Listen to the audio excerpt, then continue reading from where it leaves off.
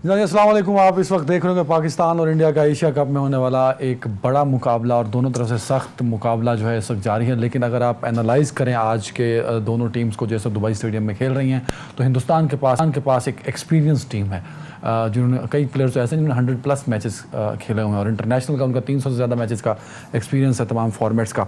जबकि दूसरी पाकिस्तान टीम की हम बात करते हैं तो इस वक्त हमारे जो कप्तान है वो सबसे सीनियर प्लेयर हैं और हमारे कप्तान भी हम उन्हें यंगस्टर कहते हैं कि वो नई जो हमारी लॉट थी वो उनमें शामिल हैं। सीनियर्स प्लेयर्स पाकिस्तान के साथ नहीं है, एक्सपीरियंस प्लेयर पाकिस्तान के साथ नहीं है।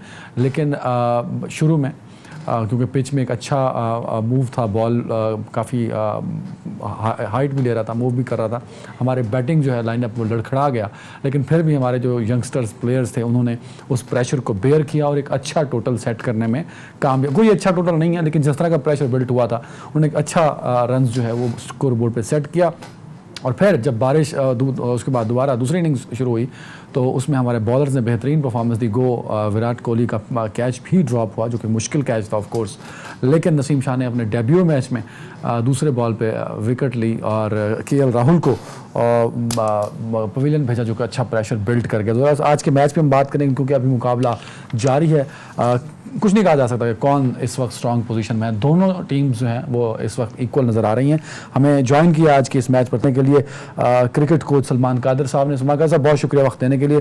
क्रिकेट एक्सपर्ट हैं हमारे साथ शकील शेख साहब को बहुत शुक्रिया वक्त देने के लिए। हिंदुस्तान से NDTV के एडिटर स्पोर्ट्स हैं रीका रॉय साहब आपका भी बहुत शुक्रिया क्योंकि आपने हमें प्रोग्राम के दूसरे हिस्से में हमारे साथ नहीं होना। तो आपसे मैं शुरू करना चाहूँगा। सबसे पहले तो हिंदुस्तान के 3 बेहतरीन बैट्समैन और दुनिया के अच्छे बल्लेबाज माने जाते हैं, रोहित शर्मा, विराट कोहली और केएल राहुल, तीनों को पाकिस्तानी यंगस्टर ने पवेलियन भेजा। तो कैसा बॉल रहा पाकिस्तानी बॉलर्स का, पहले तो ये बताइए।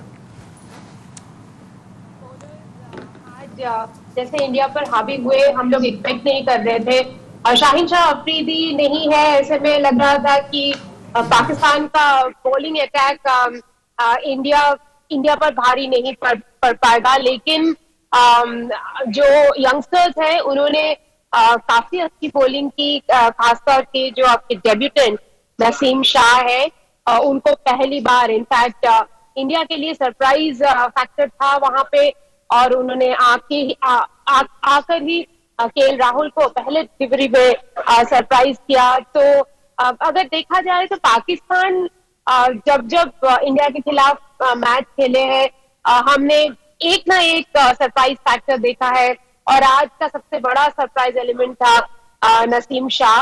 अब जरूर ये बात है कि केएल राहुल, विराट कोहली और रोहित शर्मा तीनों पवेलियन लौट चुके हैं, लेकिन अभी इन द मिडिल है सूर्य कुमार यादव और रविंद्र जडेजा जो कि दोनों काफी एक्सपीरियंस खिलाड़ी है और सूर्य कुमार यादव को मॉडर्न डे क्रिकेट में 360 डिग्री प्लेयर माना जाता है क्योंकि all around the wicket shot खेलते हैं और आप देख सकते हैं जिस तरह से उन्होंने शॉट खेलना भी शुरू किया है।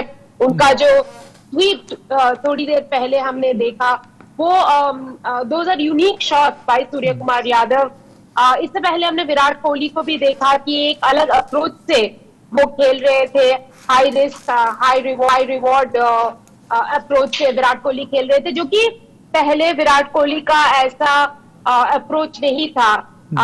पिछले बार पाकिस्तान के खिलाफ मैच हारने के बाद वर्ल्ड कप में जब इंडिया ने मैच हारा था उसके बाद इंडिया की जो बैटिंग फिलॉसफी है उसमें एक ट्रांसफॉर्मेशन हुआ है। हर बल्लेबाज कोशिश करते हैं कि आकर ही अपना रन बनाना शुरू करे, ऐसे नहीं कि डिलीवरीज वेस्ट करे, डिलीवरीज मुझे लगता है उन्होंने अच्छा स्कोर को रोल किया है बॉल विकेट पे स्टे करके। विराट कोहली ने कंट्रीब्यूट तो किया है आज के बैटिंग जी 35 रन किया है 34। बिल्कुल ठीक है। शकील शेख साहब sir over to you because आप Pakistan cricket board, Pakistan selection, cricket selection और क्रिकेट में बड़ा आप एक माना हुआ नाम है सर। ये बड़ा अमेजिंग है और बड़ा प्राउडली हम फील कर रहे हैं कि जहां 20 साल हमने पुराने प्लेयर्स को इसलिए रखा कि सीनियर्स बड़े जरूरी हैं, पवेलियन में ड्रेसिंग रूम में बड़ा जरूरी होता है, लेकिन वहां आज हमारे जो यंगस्टर ने जिस तरह ग्राउंड के अंदर परफॉर्म किया है सर वो बड़ा अमेजिंग है। हार जीत तो गेम का हिस्सा है, अभी तो मैच हमारे हाथ से निकला नहीं है, दोनों तरफ इक्वल चल रहा है जैसे रिका जी फरमा रही थी। बट मैं जरा चाहूंगा स्पेसिफिकली जो यंगस्टर्स खेले हैं सर आज जरा उस पर बात कीजिएगा। ये नाम मेरे से पूछ रहे हैं? सर आपसे ही, सर आपसे ही, आप इस वक्त पैनल में आप या हैं ये जो हमारी टीम सिलेक्शन और क्रिकेट में। पाकिस्तान ने यंगस्टर्स को ज्यादा चांस दिया है। हालांकि देखें, डिमांड ये थी कि शुएब मलिक को कि बहुत एक्सपीरियंस थे, तो मिडिल ऑर्डर में खेलते भी बड़ा अच्छा है, तो उनको जरूर खिलाना चाहिए था, मगर पाकिस्तान वेंट फॉर यंगस्टर्स। अच्छा, ये यंगस्टर्स से कोई इतना मतलब है अच्छा परफॉर्म नहीं कर सकते, बड़ा प्रेशर मैच था, इंडिया से मैच था और पहला ही मैच था। मगर यंगस्टर देखिए ना, नसीम शाह भी यंगस्टर है, जिस तरह उसने आज पहला ओवर किया है, ये याद ताजा करा देता है शहनशाह की। अच्छा, अब ये इसमें एक तो उन्होंने आउट कर दिया, रॉयल को बोल्ड किया, लेकिन दूसरा जो फखर जमान ने कैच छोड़ा वो बड़ा डिजास्टर्स कैच था। आपने देखा फिर विराट जो है वो रन भी काफी कर गया। हालांकि वहां पे अगर पहले ही ओवर पे 2 विकेटें गिर जाती तो इंडिया पे बहुत माउंटिंग प्रेशर हो जाता, पाकिस्तान को बहुत एडवांटेज हो जाता। आप देख रहे हैं कि रोहित शर्मा जो थे ना, ये बहुत स्ट्रगल कर रहे थे, इनसे शॉट्स भी नहीं सही लग रहे थे, और कोई मतलब है कि इनकी जो ओरिजिनल गेम है वो थोड़े से ऑफ कलर लग रहे थे। तो जरूरत इस बात की थी कि फील्डिंग लैप्सेस नहीं होने चाहिए, जो बहुत बड़ा लैप्स हुआ है। अभी इंडिया के देखें 3 खिलाड़ी आउट हो चुके हैं, वो थोड़ा सा कंफर्टेबल लग रहे हैं, लेकिन अभी भी मैच बहुत बड़ा है, और पाकिस्तान के मतलब है कि दानी ने भी बुरी गेंदें नहीं की, अच्छी की हैं। हालांकि इतने बड़े मैच में दानी को खिलाया है, लोग कह रहे थे कि शायद हसन अली को चांस दिया जाएगा, या भी बहुत अच्छा किया सर, दानी के बैट नहीं तो प्रेशर रिलीज किया पाकिस्तान का। नहीं, वो तो ठीक है, लेकिन ये है कि दानी ने कोई इतनी बुरी नहीं की, इतनी मार नहीं उसने खाई, क्योंकि देखें सामने जो इंडिया के बैट्समैन थे जी, काफी तगड़े बैट्समैन हैं, कुछ यहाँ पे बड़े माने हुए बैट्समैन हैं, फिर भी उसने अपनी तरफ से जो उसकी कैपेसिटी थी उससे बड़ी बेहतर गेंद करवाई है। खासतौर पे मैं मेंशन करूंगा नवाज टिपिंडी बॉय की, उसको तो एक्स्ट्राऑर्डिनरी देखे ना, 2 विकेट को उसने आउट किए हैं, तो सर आप अपने शिफ्ट हुआ नहीं वेरी राइट, पूरा शिफ्ट हुआ। जी जी जी सही सर, वेरी राइट। आप अपने रीजन के लड़के की जरूर बात कीजिए, बड़ा अच्छा उसने किया है, एक अच्छा कंट्रीब्यूशन था आज के मैच में।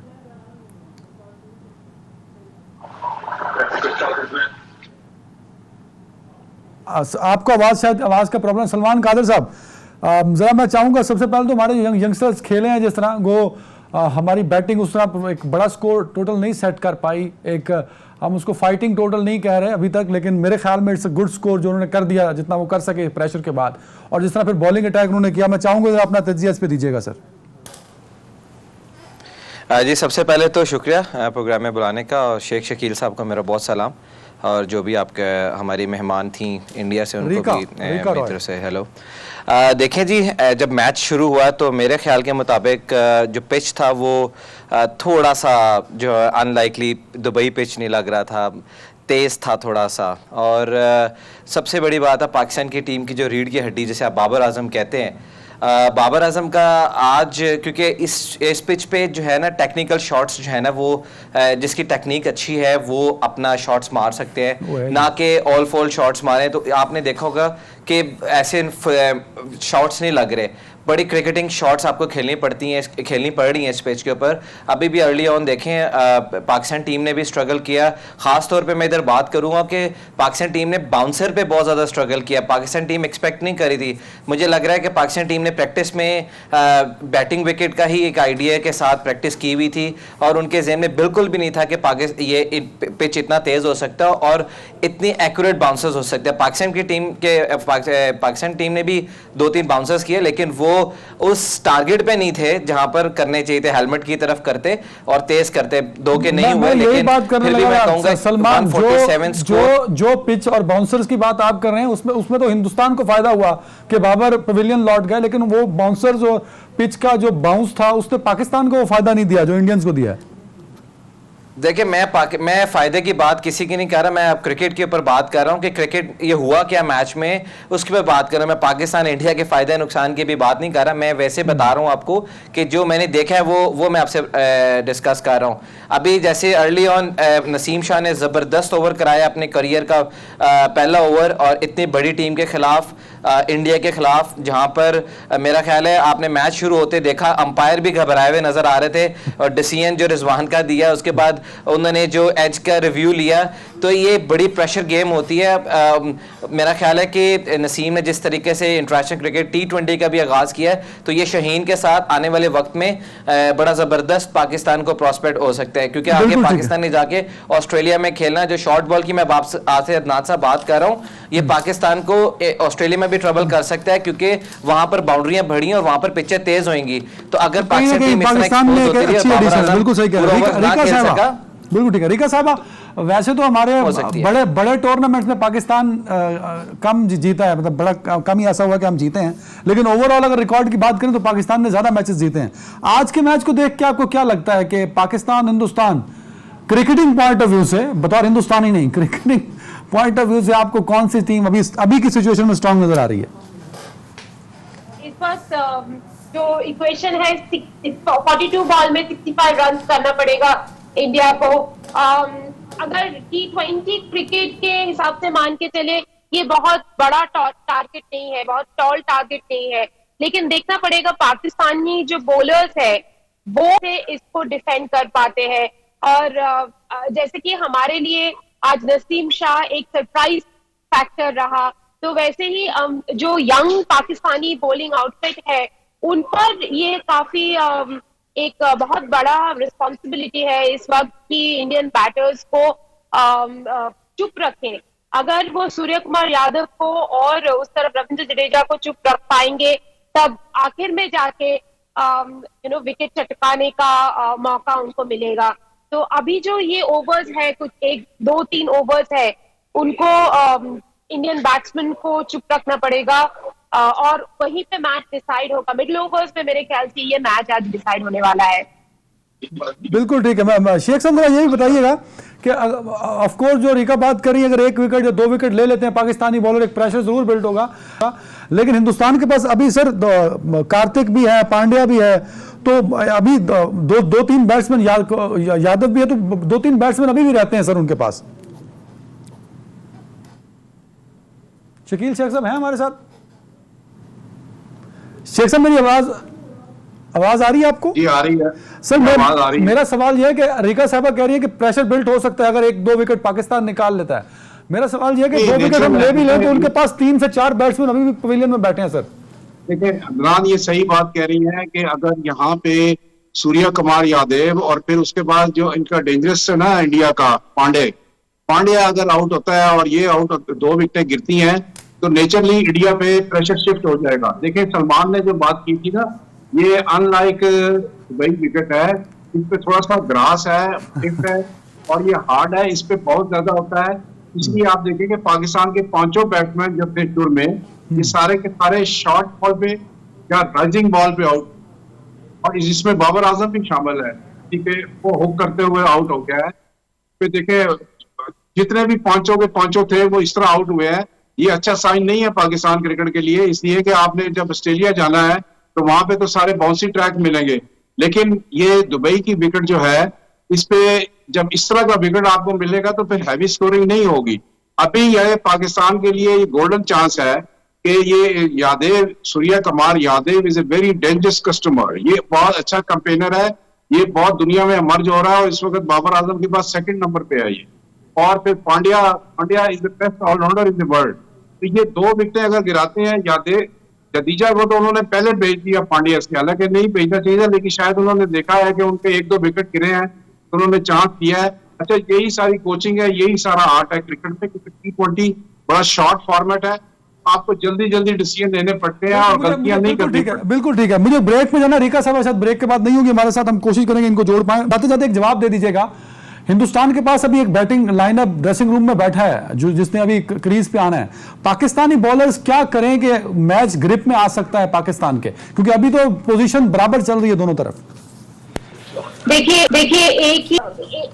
एक ही चांस है पाकिस्तानी बॉलर्स का कि जल्दी विकेट चटकाए। जो टॉल बैटिंग लाइनअप है इंडिया का, उसमें से अगर 1-2 विकेट भी निकल पाते हैं अभी, तो मेरे ख्याल से पाकिस्तान का चांस बन सकता है इस मैच जीतने का। लेकिन अभी भी मैं कहूंगी कि ये टफ चांस है पाकिस्तान के लिए मैच निकालने के लिए। मैं बोलूंगी अभी 60% चांस फॉर इंडिया। अच्छा 60 for India and 40 for Pakistan आप कह रहे हैं। बिल्कुल ठीक है, एक ब्रेक पे जा रहा हूँ। ब्रेक के बाद मैच की अपडेट, पाकिस्तान और क्रिकेट हिंदुस्तान का जो मैच होता है क्रिकेट का, वो लोग भी बड़े शौक से देखते हैं जहाँ क्रिकेट नहीं खेला जाता, तो इस पर बात करेंगे ब्रेक के बाद।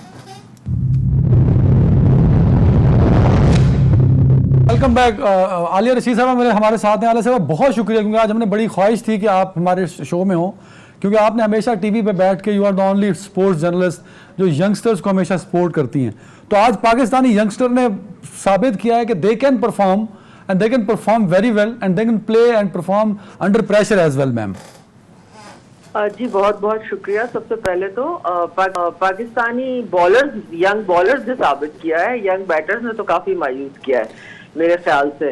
और दूसरा ये है कि पाकिस्तान की जो स्ट्रेंथ है वो हमेशा से बॉलिंग रही है, और इसी वजह से हम देख रहे हैं कि तमाम जो बॉलर्स हैं वो अपने हिसाब से बहुत अच्छी गेंद कराने की कोशिश कर रहे हैं। पिच जो है वो भी आपको पता है जरा डबल पेस पिच लग रही है मुझे, यहाँ पे पेसर्स को भी हेल्प कर रही है, कहीं बॉल जो है वो ग्रिप हो रहा है, कहीं फंस रहा है, तो स्किड कर रहा है। तो इस लिहाज से पाकिस्तान की बॉलिंग में अभी तक की परफॉर्मेंस बहुत अच्छी है और अच्छा खासा प्रेशर इंडिया पे डाला है। लेकिन पाकिस्तानी बैट्समैन जिस तरह आज खेले हैं बाबर के आउट होने के बाद, वो बहुत मायूस कुन है। मेरा ख्याल है कि सिर्फ बाबर के ऊपर इतना ज्यादा रिलाई करना, और बाकी सब जो हैं वो रिजवान बहुत मेहनती प्लेयर है, उन्होंने मेहनत से अपने ओपनिंग में जगह भी बनाई है, और रेजिलेंट हैं, बहुत अच्छा खेलते हैं। लेकिन मुझे आज उनकी भी जो प्रॉब्लम है, उनका जो ऑफ साइड है वहां पे वो फंस जाते हैं, हर चीज को लेग साइड पे खेलने की कोशिश करते हैं, जिसमें फिर गलती ज्यादा होती है। आलिया मैं एक चीज क्लियर कर दिया, कथा कलामी की माफी चाहता हूँ, बड़ा इंपॉर्टेंट पॉइंट आपने उठाया है। हम अक्सर स्पोर्ट्स जर्नलिस्ट को देखते हैं ये पॉइंट उठाते हुए, लोग भी इस पे बात कर रहे होते हैं, लेकिन जैसे ही हम मैच जीत जाते हैं तो जिन खामियों का तज़किरा ड्यूरिंग मैच हो रहा होता है या मैच से पहले हो रहा होता है, वो खामियां कहीं समंदर बुर्द हो जाती हैं, उस पर फिर काम नहीं होता कि हम मैच जीत गए तो कोई जरूरत नहीं, बैटिंग बुरी थी या कोई बैट्समैन परफॉर्म नहीं कर पाया। बिल्कुल ऐसा ही है, और इसी वजह से हम मार खाते हैं। और इसी वजह से देखिए 2019 का जो वर्ल्ड कप था 50 ओवर का, उसमें हमारी पूरी टीम जो है वो शॉर्ट बॉल के ऊपर आउट हो गई थी। आज आपने देखा कि हमारे 5 बैट्समैन जो हैं वो शॉर्ट बॉल के ऊपर अपनी कमजोरी दिखा के गए हैं। तो हमारा बिल्कुल ऐसा ही इशू है। हम लोग जो हैं वो बिल्कुल ये जो प्रोफेशनल स्पोर्ट्स है इसको भी हम सोशल मीडिया की तरह एंजॉय करना शुरू हो गए हैं कि बस ठीक है, बल्ले बल्ले हो गई, तस्वीरें लग गई, मुबारकबादें हो गई, उसके बाद काम शाम देखा जाएगा। क्योंकि पब्लिक इतनी दीवानी हो जाती है, और सोशल मीडिया का जिक्र भी मैंने इसलिए किया कि उससे इतनी ज्यादा फॉलोइंग मिल जाती है प्लेयर्स को कि वो समझते हैं कि उनको जरूरत ही नहीं है अपने ऊपर काम करने की। और मुझे यही एक बहुत बड़ा गिला है जो आपने जिसकी तरफ निशानदेही की है कि क्रिकेट बोर्ड को ये बहुत संजीदगी से इनके कोचेस को और इनको ये बताना चाहिए कि आपको ये चीजें जो आपकी कमजोरियां हैं इनके ऊपर आपको काम करना है। Very right. सलमान कादिर साहब, सलमान ये बताइएगा कि एक तो नसीम शाह, क्योंकि बड़ा अभी उन्होंने एक और विकेट भी ले लिया जिसने बड़ा सपोर्ट किया है पाकिस्तान को, एक अच्छा प्रेशर हिंदुस्तान पे बिल्ट हुआ है, वो आपकी एकेडमी से भी हैं। जो नए बॉलर्स हैं, वैसे मैंने तो तमाम यंगस्टर्स की बात की और आलिया मैम यंगस्टर्स की बात करते हैं, तो आज बैट्समैन परफॉर्म नहीं कर पाए तो आलिया मैम ने यंगस्टर को डिवाइड कर दिया बॉलर एंड बैटर्स में, बट यंगस्टर ने बड़ा अच्छा परफॉर्म किया। सर मुझे बताइएगा क्या लगता है आपको, मैच हमारे हाथ में है, कितने % है? क्योंकि हिंदुस्तान का तो मसला ये है कि उसके पास बैट्समैन बहुत हैं जो बैठे होते हैं ड्रेसिंग रूम में।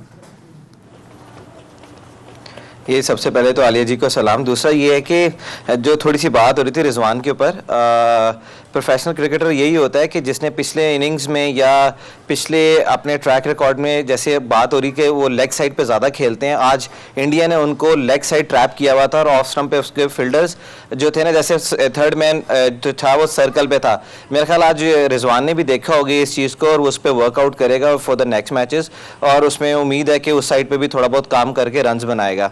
दूसरी बात है यंगस्टर्स को खिलाना। ऑब्वियसली देखें जी, ये तो हीरो बनने वाला मैच होता है, और ऐसा यंगस्टर जिसके अंदर पूरी एबिलिटी हो, टैलेंट हो, तो मेरा ख्याल है कि ये एक यंगस्टर के लिए इससे बड़ा प्लेटफॉर्म कोई नहीं हो सकता है जहां पर वो अपने आप को प्रूव कर सके कि हाँ मेरे अंदर पूरा स्किल है, मेरे अंदर टैलेंट है और मैं एक क्रिकेट खेल सकता हूं। और नसीम के अंदर खास बात यह कि जिस तरह उसने आज प्रेशर को हैंडल किया है, तो मेरा ख्याल है कि आने वाले वक्त में ये शाहीन के साथ जो है ना इसकी जोड़ी बहुत अच्छी, जैसे वसीम भाई और वकार भाई बॉलिंग करते तो मुझे मेरी दुआ भी और उम्मीद भी है कि दोनों जो है इसी तरह पाकिस्तान को सर्व करेंगे इंशाल्लाह। बिल्कुल। शकील शेख साहब, over to you sir. Match पे तो हम बात कर ही रहे हैं क्योंकि एक मैच ही नहीं है, पूरा टूर्नामेंट है, तो और फोकस पूरे टूर्नामेंट पे होना चाहिए। मैच में ज़रूर कमेंट करिएगा, सिचुएशन इज़ वेरी कॉम्प्लेक्स और बड़ी क्रिटिकल पोजीशन है, दोनों तरफ इक्वली मैच चल रहा है। और जो आलिया मैम ने बात किया, मैं चाहूँगा बिकॉज आप एक क्रिकेटिंग सर्कल में पॉलिसी मेकिंग में बड़ा इन्फ्लुएंस करते हैं चीज़ों को, हमारी जो कमी होती है, जो खामियां मैच के दौरान हाईलाइट हो रही होती हैं, मैच के बाद हम उस पर बात नहीं करते, ना बोर्ड उस पर तवज्जो देता है, ना एसोसिएशन उस पर काम करती है। बड़ा इंपॉर्टेंट है सर। अदनान, ये बात ठीक की है आलिया ने, लेकिन ये कि पहले मैच देखें। मेरा ख्याल है 10 की एवरेज है, अभी आखिरी 5 ओवर से कम रह गए हैं। 10 की एवरेज तो बुरी नहीं है अगर आप एक जगह पे गेम ड्रॉप करेंगे, फील्डिंग अच्छी करेंगे। देखिए अभी एक पांड्या ने चौका मारा, ये भी फील्डिंग लैप्स था। तो अगर आप ये इस तरह की गलतियां नहीं करेंगे तो आप मैच पे ग्रिप कर सकते हैं। और खास तौर पे अगर आपने पांड्या को आउट कर लिया तो फिर आपके लिए ना, आप समझिए आप 50-50 मैच हो जाएगा।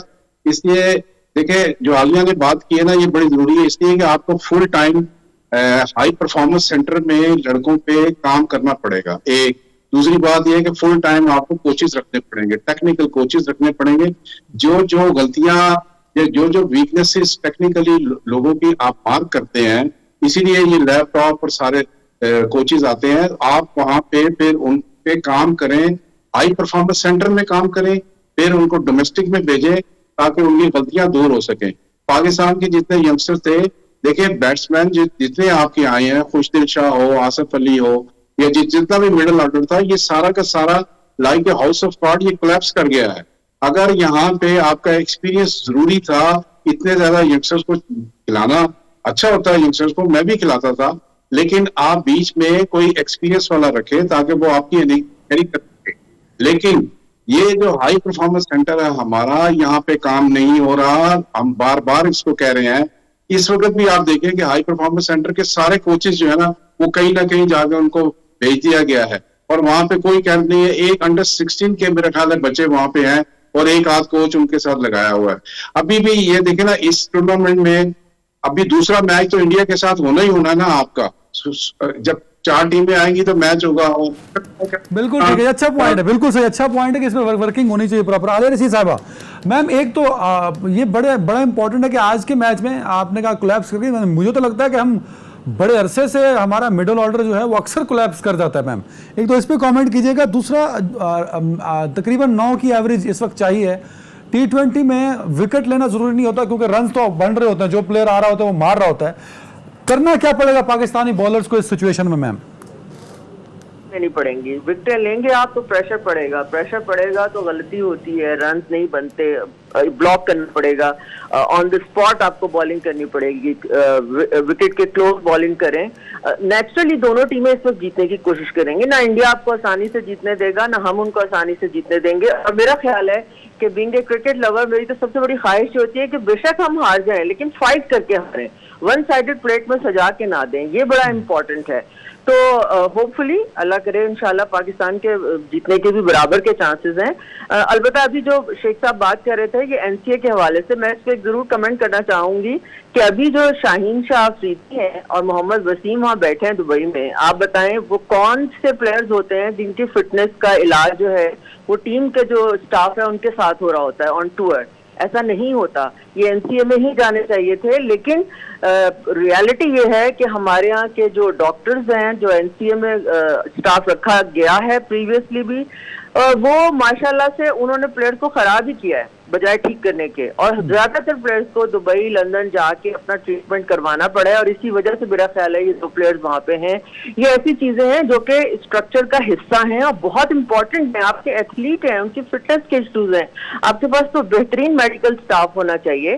तो ये इसके ऊपर क्रिकेट बोर्ड को जो है वो यकीनी तौर पर काम करना चाहिए। जहां तक मिडिल ऑर्डर का हमारा मसला है, ये हम जब तक खुद ये तय नहीं करेंगे, इफ्तिखार अहमद बहुत अच्छा प्लेयर है, उसको आप कॉन्फिडेंस दें। आपको पता होना चाहिए चौथे नंबर पे आपका कौन सा प्लेयर खेल रहा है। हैदर अली ने आके छक्के मारे। हमारा एक तो मसला ये है कि पीएसएल में जो जरा सी परफॉर्मेंस दे देता है हम उसको बस पागल कर देते हैं वो करके कि इससे बड़ा प्लेयर ही कोई पैदा नहीं हुआ। अब उससे लड़का कंफ्यूज हो गया है, हालांकि वो अच्छा भला red ball cricket first class में अच्छा खेल लेता है, लेकिन उस कंफ्यूजन को अब ये मोहम्मद यूसुफ वहां पर हैं उसके ऊपर काम कर रहे हैं। इसी तरह दूसरे जो प्लेयर्स हैं, आसिफ अली है मिसाल के तौर पर, जो कहता है मैं 100 छक्के लगाता हूँ। अब प्रेशर आता है, आपने देखा है आसिफ अली ने क्या किया, खुशदिल ने क्या किया। हमारे बहुत से क्रिकेट के जो दोस्त हैं सर्कल में वो बुरा मानते हैं कि आलिया मैम आप कोलीग भी हैं, आप बहन भी हैं, लेकिन आप अक्सर तनकीद का निशाना रहती हैं सच्ची बात करने की वजह से। तो आज भाई की वजह से तनकीद हो जाएगी, तो इसलिए कबल तनकीद माफी चाहूंगा। मुझे ये बताइए जो पीएसएल में परफॉर्म करता है फिर उसको खिला देते हैं, तो ये सिस्टम बनाया किसने हुआ है? ये कोई बाहर से तो नहीं आके, बीसीसीआई ने तो नहीं आके बनाया ना मैम?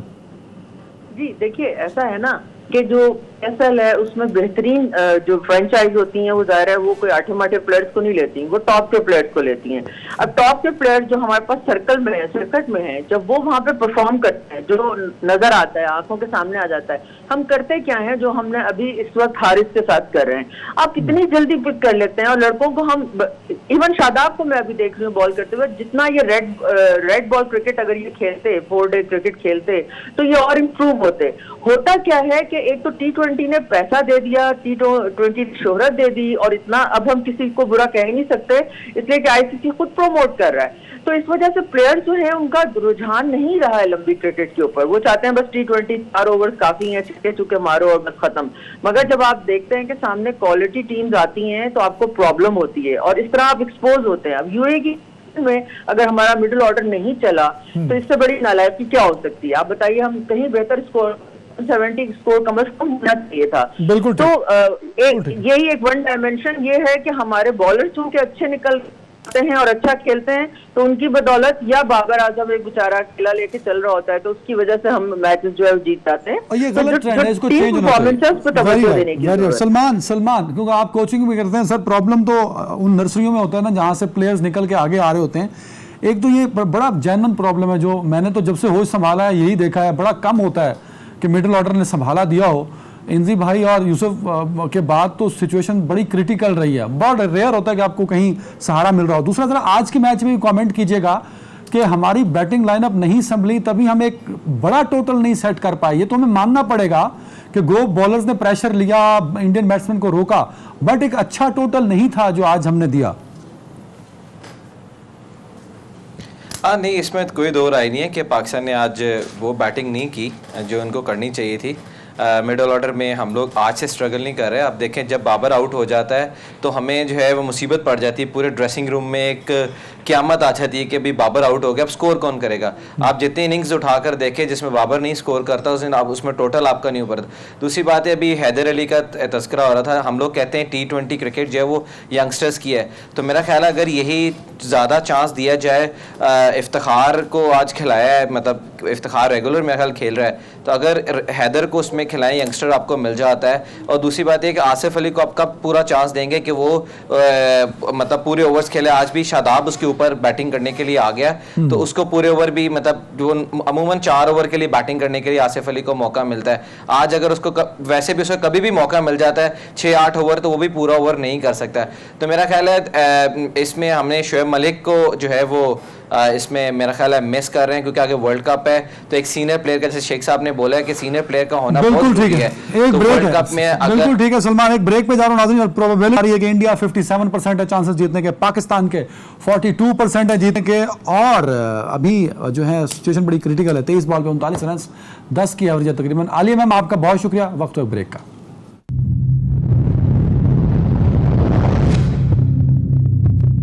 Welcome back. शेख साहब, एक तो मैं चाहूंगा इस वक्त जो मैच की सिचुएशन है वो 50-50 हो चुका है, 18 बॉलों पे 33 रन चाहिए। प्रोबेबिलिटी बता रही है कि 50% चांस इंडिया के हैं जीतने के और 50% पाकिस्तान के, और यूं ही 50% दोनों के हारने के भी हैं। Sir please over to you.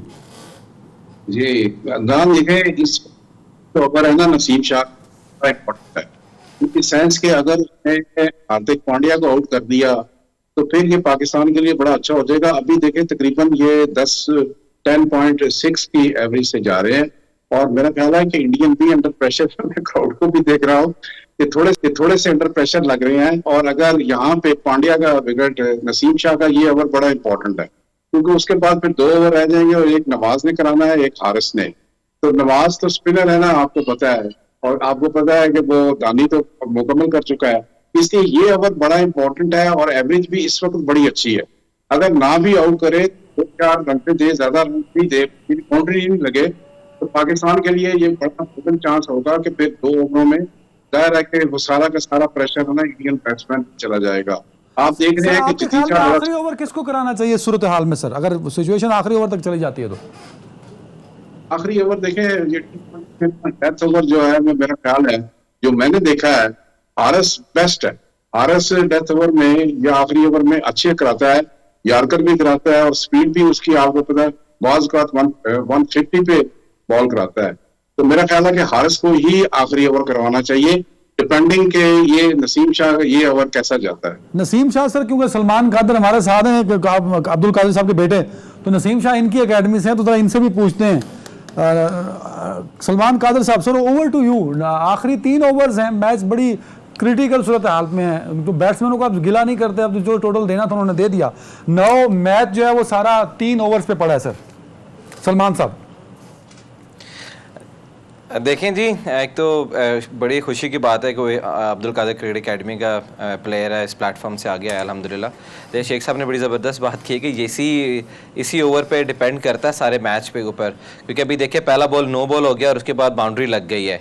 तो ये अगले जो 5 बॉल है नसीम के, ये मेरा ख्याल है मैच डिसाइडर हो सकते हैं। अगर इसमें एक आधी को विकेट उसने ले दी पांड्ये की या उसकी, तो फिर भी जो है ना पाकिस्तान के पास अच्छा चांस आएगा। जैसे नवाज का ओवर, स्पिनर का हमेशा ओवर एक डेंजरस होता है कि उसको लग जाए। हारिस ऑब्वियसली लास्ट में जो है वो बेहतर ऑप्शन है, लेकिन अभी ये नसीम का ओवर जो है ना वो डिसाइडर होगा गेम का कि मैच किस तरफ जा रहा है। बिल्कुल। एक कमेंट ये भी कीजिएगा सर, 10 की एवरेज है इस तरह के प्रेशर मैच में और इंडियन साइड की बैटिंग लाइनअप हो, तो ये 10 की एवरेज एक सेफ एवरेज होती है आखिरी ओवर्स में, डेथ ओवर्स में सर? सलमान साहब देखें, T20 क्रिकेट में तो बड़े बड़े चेज हुए हैं, लेकिन जो सिचुएशन पे आज की सिचुएशन है, जो पिच का बिहेवियर है, वहाँ पर जाहिर बात है अभी कोई भी बैट्समैन अभी तक खुल के शॉट जो है ना वो नहीं मार सका। तो जो एवरेज अगर T20 को देखा जाए तो 10 की एवरेज कोई एवरेज नहीं है, लेकिन अभी करंटली सिचुएशन पे ये जो अभी जो मैच चल रहा है इस हिसाब से तो 10 की एवरेज बहुत अच्छी एवरेज है। बिल्कुल सही। शेख शकील साहब, आज के मैच पे आखिरी कमेंट सर, 20 सेकंड्स। मैच है, इंडिया पाकिस्तान का मदर ऑफ ऑल मैचेस, और इस तरह का जो टेंशन है, इस तरह की गेम होनी चाहिए क्रिकेट में। और आपको पता है कि पाकिस्तान इंडिया की गेम्स बहुत स्ट्रॉन्ग होती हैं। टाइम खत्म हो गया and good luck for both teams. कोई भी जीते, क्रिकेट होनी चाहिए और best wishes for Pakistan cricket team. अपना ख्याल रखिएगा। अल्लाह हाफिज।